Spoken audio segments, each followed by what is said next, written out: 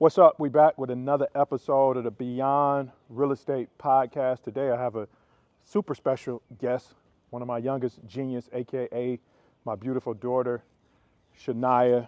And you know how we do it. We out in the field. I didn't like the boring podcast. We about to sit down somewhere, so we out in the field and just picked up this new property. So we decided to do the interview as we walk through new property I just picked up. Her name is Prophet. Her name is Prophet. So again, we're about to shoot this podcast with my beautiful genius at Prophet. While we walk through, I'm gonna ask her some questions. She's gonna share her insight, and thanks for tuning in. So, introduce yourself.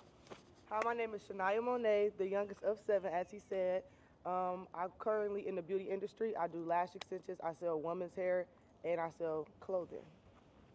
All right, cool. So, how did you make your first six figures? So I made my first six figures doing lash extensions. I got into that because I used to babysit for my cousin, and she was making money. I'm thinking, like, what's she doing? So she let me come to one of her lash trainings for free. And after I went to the class, I just kept putting all my energy into learning how to do lashes. So I made my first six figures in doing lashes. So take us back. Start out where I remember you had a job waiting tables, and I like that story because a lot of people have too much pride and ego to start somewhere to accumulate the money that they need so they can invest in the skill set that they really want to do. So a lot of people stay stagnant in life because they too good to start from the beginning. But you used to wait tables. Like, talk about that. Okay, so I got my first job when I was 14 years old. I used to bus tables. That's my first thing. I used to bus tables at a restaurant called Shay's. I used to go to school Monday through Friday, and then on the weekends, every weekend, I used to go to work at 7 a.m. every weekend for 2 years straight. So I was busting tables, and after a minute, it was like, I know that's not what I want to do, but it taught me a lot. Customer service, how to manage my money with making so little money, but I still was saving a lot, so it taught me a lot working that job. Did you ever feel embarrassed to be waiting tables? No, I was happy every weekend. I knew I was about to make me some money. I was not ever embarrassed. Wow, wow. People, listen. I have to say this again. There's so many people sitting on the sideline, feeling like they too good to, whether it's knocking on doors every day, working for your friend. A lot of people hate to work for friends because they feel jealous that their friend is in a different position than they are right now. So they're not willing to be team players in order to get some income that they can then use that income to invest in their personal development, business development, etc. And so watching my daughter bust those tables, I was excited. It just let me know how serious she was about like her journey and working and investing in herself. And that's one thing about hustlers. One thing about hustlers is hustlers have a vision, and whatever it takes to bring that vision to fruition, they willing to do it. So I applaud you. Hey, I applaud you. So fast forward. I remember you taking some money, investing it into the tools that you needed to start the lash class. I remember you ordering some stuff offline or something like that. yeah, so okay, after the lash class, I was like, okay, I didn't feel like my sets was looking like everybody else, but that taught me that I'm not supposed to compare my first year to anybody else that been doing it for so long. So I ordered some stuff off Amazon, and then after I seen that the profit margin wasn't right, I learned how to find vendors. So I found vendors to get all my tools for cheaper prices that I needed to do lashes. Yep. Wow. All right. So after that, I remember you coming to stay with me for like a week or so. You stayed with me for like a week or so, and I can remember calling you, asking you, calling or texting you, asking what you were doing, and you said that you had just came from getting a spot, locking in a place where you could do your lashes. And it kind of caught me off guard because it's like at the time, what, she was 18, 17? 17. She was 17 years old. So I called to ask what she was up to. She told me she had just locked in a lease for a space to where she can do lashes. And I'm like, and so the first thing I said, why you ain't tell me? I could have went with you to negotiate it. But she found the place, and then she went and negotiated the lease on her own. Like, what inspired you to do that? Like, Okay, so around that time is when COVID had first started. So the shop that I was working with, they closed down. So I started doing lashes in the basement at my mom's house, but she was not having it. She said, "You're not about to be able to keep doing lashes here." So I had ended up coming to stay at your house for like a minute, and then I'm like, I gotta find somewhere to do lashes. So I left my mother's house probably Friday. Saturday morning, I found the building, and I put my deposit down for the space. wow. Did y'all hear that? Like, as a 17-year-old, like, where does that energy come from? Like that, like for you to, first of all, bust tables, save your money, use your money to invest in the equipment that you needed to further your education in the lash arena. Look for a place, get out of your mother's basement versus trying to continue to negotiate with your mom, and you be able to do that without having to pay anything. You went and found a space, negotiated the lease agreement, use your own money. Like where do you get that from? Like, what drives you? What motivated me is where I was at, and I just knew where I wanted to go. I was just like, by any means, I gotta make sure. And I had like a whole bunch of clients the next week. I'm like, I can't miss out on my money. I had to make it happen. I had to make it happen. And I've got a lot of people in my life that do different stuff, and they make it happen. Like going out with you and seeing you do what you do is like, oh, he make it happen by any means. And I know you make it happen on your own. So I'm like, I gotta go out there and I gotta do what I gotta do. So what was the toughest thing you had to overcome on your entrepreneurship journey? The toughest thing was I had to change, and the people that I was around, a lot of people that I really care for and love, all like friends and family, like we just not the same no more. We not the same. So I had to cut people off. With going to a different level, I had to cut some people off. Wow, how did that make you feel? Like the people that you that you grow up with, whether it's family members or friends, and they stop growing and you keep growing. Like, it never made me feel a way towards them, but they start feeling a way towards me. So then I had to separate myself. It make me feel sad sometimes because I be trying to help people, right? And you can't help everybody. I had to learn that you can't help everybody. Wow. Hey, they say it's lonely at the top. That's not true. It's not lonely at the top.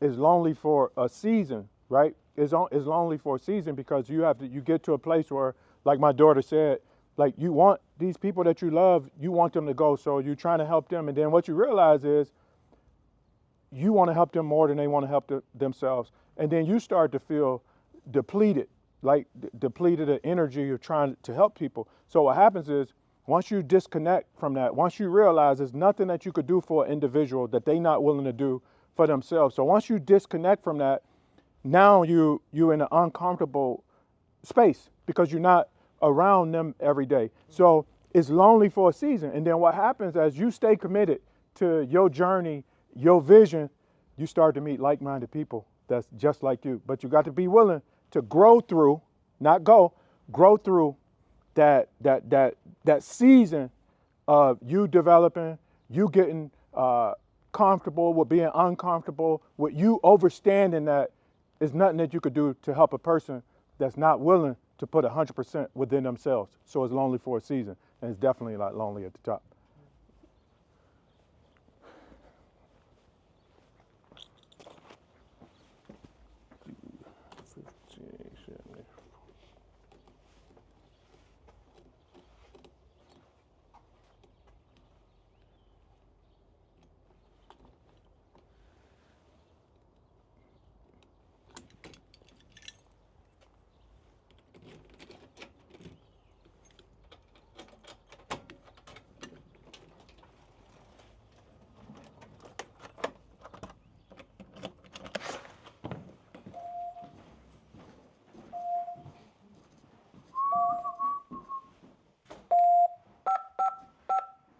System disarmed. Not ready to arm. So you came to me about a couple months ago? Said you was interested in getting into real estate. Mm-hmm. What what inspired you to be interested in real estate? Because a lot of people think that because I've been doing real estate most of my life, they think that I try to push real estate on my kids, like try to get y'all to do real estate. So what inspired you to want to do real estate? Well, you are one of the things that inspired me to do real estate. It made me want to do real estate because I just see that, for one, somebody always gonna need a house. So you're gonna always make money in real estate. People always gonna need a house. One day, people could stop wearing hair or stop wearing the clothes that I sell. So Right. that's guaranteed money when you put in the work. And then seeing you just live the life that you want to live. You get up, you do it. Even though you put in the work, you get up, you get to do what you want to do. If you wanted to go out of town tomorrow, you could. So just seeing what comes with putting in the work in this space and what you can get out of it, made me want to do real estate. I like that. And you're right, people will always need a place to stay. Always. And just having the knowledge of the real estate game, even if you're not interested in being a real estate investor, but just having the knowledge and understanding that real estate is one of those things that have stood the test of times. It's a whole bunch of trends, but real estate have stood the test of times, no matter what. Next question. When we gonna be ready to rock and roll? Like so you know, I'm teaching you from A to Z, so you will know how to, first of all, find great opportunities. When you find great opportunities, you'll know how to, you know, analyze properties, you know, putting the numbers together, walk through, know how much it costs to do everything in the property. The next step is us actually partnering on the project. Like, when we're gonna be ready to rock and roll? When can the people expect to see us doing our first project? This month. It's April. It's time. Okay, cool. Stay tuned. Stay tuned. So this property, I picked this property up for 23.5. 23.5. It was funny. Remember when I told you? I said, like, give me a solid date on when you're gonna be ready, because opportunities gonna be coming, and you're gonna be like, man, I wish I would have been ready sooner.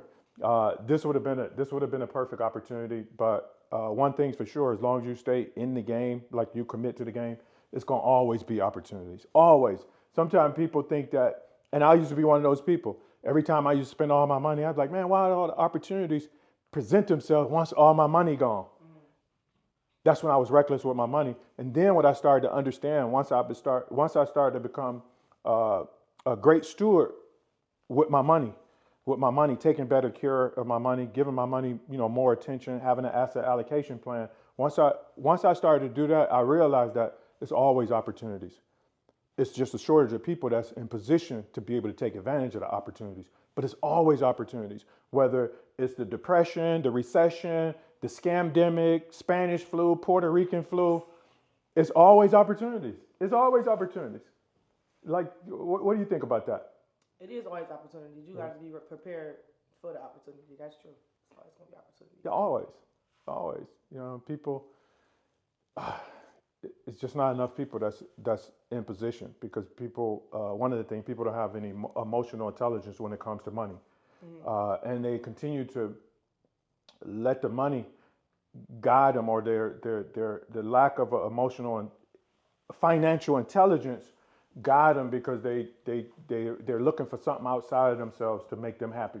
I've been in that place before too, where I felt like when I go to the mall, I feel better, right? And so I went through those phases. I go to the mall, I feel better. I buy a Rolex, I feel better. I go buy a new truck, I feel better, right? But here's what happened.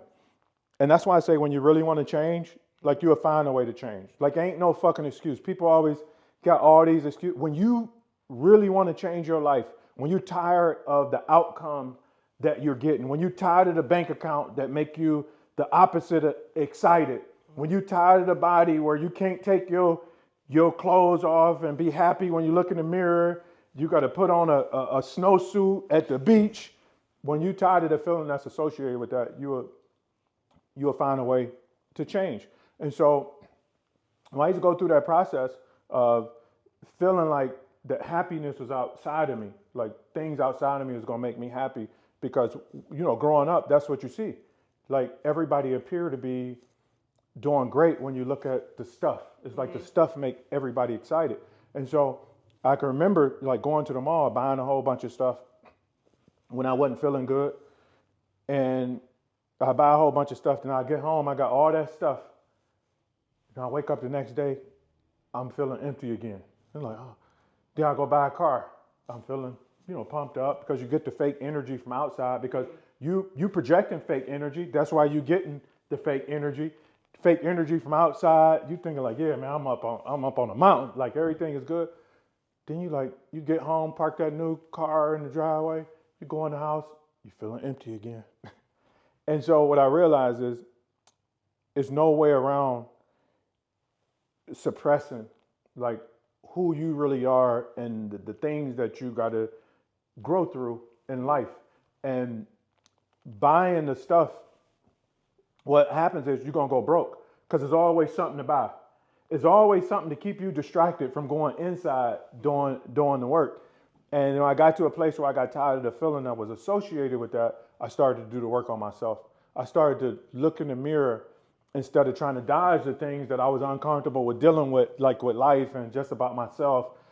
Things that happened, like growing up, like no love, at home, different things like that. Once I started to really like read books, implement certain things, feed myself positive stories, started to pray more, meditate, and just being grateful, like for life, like with nothing, just being grateful for having the opportunity to experience life, like because this is everything.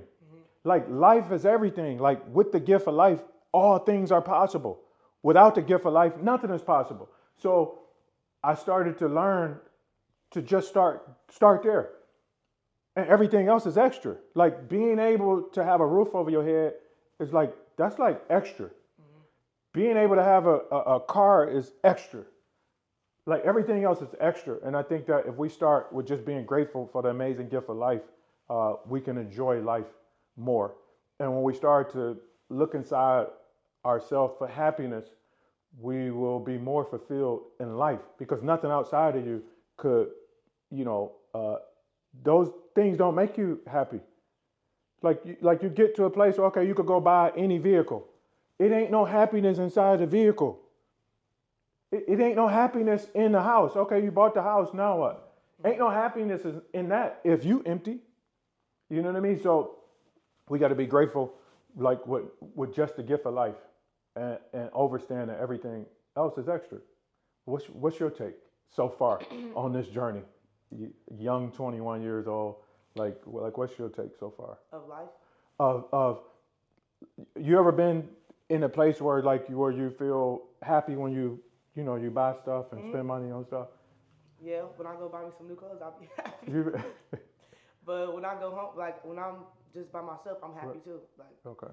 But I'm happiest when I'm around my family. Like when I'm around my family, I could be doing anything. That's when I'm happiest. Like I just love being around my family and be able to make other people happy. Right. Do you think that happiness is something outside of you, or happiness is something that starts within? What do you think? It starts within for sure. Why? Why do you say that? If you're not happy, you go around other people, and then you're not happy, you gonna mess the energy up. You gotta be happy within yourself to, you feel me, to give out the same vibe to other people. Right.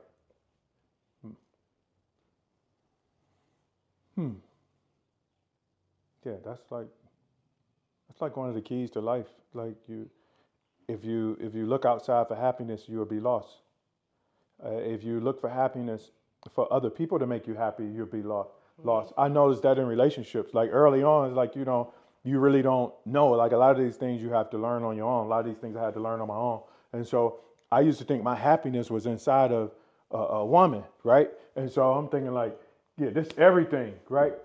And then the woman left, and it's like, I'm sick, I can't eat, I ain't got no appetite. And I'm like, so I went through that a couple of times because you think that it's normal. Like, oh, okay, cool, that's normal. Because you look around, you see other people, they looking for their happiness and peace inside of people.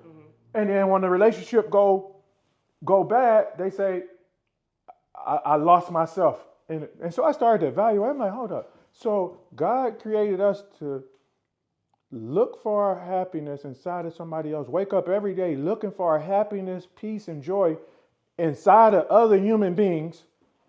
And then when they leave us, we on E and we got to start all over again. I was like, nah, that don't make sense to me. That don't make sense. So I started to look inside, and then I started to understand human beings for, for what they are and who they are, and just having a complete understanding that we all here visiting this place for the first time, and nothing is more important than me, my peace, and my happiness. And wherever I am, that's what happiness, peace, and abundance is. Period.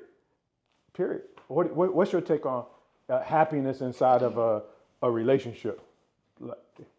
My take on What's funny? You should. No, I'm just laughing because this made me think about something. But you been in that space before? Yeah, I've been in that situation more than once, twice. But what I learned from that is, like you said, you're not supposed to put your all into somebody else and expecting like this gonna make me happy, because then when it all do end, you gonna be feeling sick. Right. And you ain't gonna want to go outside. Sometimes you might not even want to go to work. So what I learned from that is I'm just to prepare myself if anything happened. Like, I'm gonna be okay with whatever happened. Like, I don't know. I don't want to put myself in that position again. So in order for me not to do that, I'm already gonna expect you to already do something, so I don't be messed up in the end. Yeah, I wouldn't say expect people to do nothing, but you can't expect people to be people. Like, people do stuff. People do stuff to people. Like, that's life. You're gonna do something. Right. Exactly. As human beings, again, we all visiting this place for the first time, and none of us are perfect. So, don't underestimate people. Don't take it personal. Like don't take it personal. Like, we all growing, in on this planet. Like, we're here to grow. Like, it's not personal, and you just move on. Like, oh, okay, cool. That's we ain't about to. That's non-negotiable. So I'm gonna holler at you. Yeah. So yeah, still undecided on the exit strategy. But that's why when you're looking at properties, you get them at a good price, so that way you ain't boxed into just one strategy. Mm-hmm. Sometimes people look at a property and the numbers only make sense for one strategy. But here's the thing with that, because real estate has cycles where the market is hot and it's going up, it's hot, and then everything that go up come down. Mm-hmm. So if the only strategy is for a retail flip, like rehab the property and sell it to a homeowner, mm-hmm. right? And the market hot, that's perfect. That makes sense. But if the market going down, when the market go down, all the loans change. They tighten up on credit criteria, and so now the retail flip market, it starts to come to a halt. Mm-hmm. And if that was on your only strategy, and you just went and got a loan to do this project, you owe the bank $100,000. Now you can't sell the property. You stuck. Yeah. Now you got to give it back to the bank, sell it at a loss, or it becomes a rental property. And that don't really make sense, because when you're doing a retail flip, you're putting high-end finishes in it, and you didn't put it together for a rental property. So that's why you got to have multiple exit strategies. But in order to have multiple exit strategies, you got to get the property at a great price, right? Mm-hmm. So this property, I got it for $23,500. So $23,500, I got a couple exit strategies, right? One of the things that got me excited about this property for $23,500 is, remember the other house off 105 on Hamden? Mm-hmm. That house I got for $38,000. $38,000. I put $13,000 into it. I sold it for $104,900. Mm-hmm. Right? Same area. Right. These both in 44108. Mm-hmm. That house was a 3-bedroom, 1.5 bath. This is a 4-bedroom, 1.5 bath. I paid $23,500. This one is going to need about $25,000 in repairs, because it need a roof. So it's about $25,000 in repairs, right? And it's bigger than that house. So I know worst case scenario, if I sell to a homeowner bought that property, it's $104,900. Mm-hmm. I paid $23,500. I put $25,000 in it. What's that? That's almost $50,000. Yeah, mm-hmm. Just say round off to $50,000. and I could sell it for 104.9. I could not do anything to it, and I could sell it as is. Right now, I could sell it as is for 45,000. Almost make a 50% return without doing anything. Or I could rehab it, put a tenant in place, $1,250 a month, add it to my rental portfolio. Or I could rehab it, put a tenant in place, and sell it to an out-of-state or out-of-country investor. See, I got multiple exit strategies because I got it at a great price. Most people don't get properties at great price because the first thing, they don't know how to put the numbers together. Most people can't walk through a property and come up with the rehab costs. That's most people. So, yeah. So I'm undecided on whether I'm just going to sell it as is, put it on the MLS. I probably would put it on the MLS. I probably would put it on the MLS for 54.9 as is. But I'm not in a hurry to do anything, again, because I got it at the right price. The right price means a lot, means everything in real estate. When you don't get it at the right price, you're back up against the wall, you're forced to make a move. You can't think straight when you're forced to make moves. That's why it's so important to learn the game up front, become a student of the game up front, so your back is not up against the wall, right? And when people reach out to me asking me, I got 10,000, what should I do? I got 50,000, what should I do? You should take a percentage of that invested in your knowledge. That's the first thing. Because the investment in knowledge is no greater return than the investment in your knowledge. Like, there's no better return. The return for investing in your knowledge is infinite. Think about it. You bust tables, saved up your money, went and bought the material you needed to take the lash class, right? Now you took that knowledge, you doing lashes. You took that knowledge, you teaching other people how to do lashes. You took that knowledge, you packaged up a digital product. Like, see that? How the knowledge could get sold in different ways. Like, yeah. And people talking about how much the knowledge costs. Like, you can't afford not to invest in the knowledge. Otherwise, you're going to always be behind. Most of the people that's questioning the cost, they stay behind. They behind. They not living their dreams. They living a real life nightmare that they hate.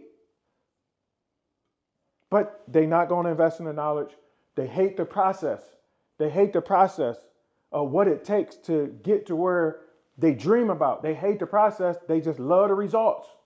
That's why on social media, the posts that get the most engagement is the results. The process don't get no engagement. But the results, people love the results. They see people on a jet, they go crazy. They see people at a car lot buying a new car, they go crazy. They see people closing a deal, they go crazy. They see somebody posting a check, they go crazy. But you show the process, they not interested in the process. Most of the people that's struggling, they not interested in the process. Most of the people that's poor, they not interested in the process. The people you see living their best life for real, they love the process. They love the process. They not even focused on the results. Why? Because they understand that if they fall in love with the process, the activities that line up with what they want,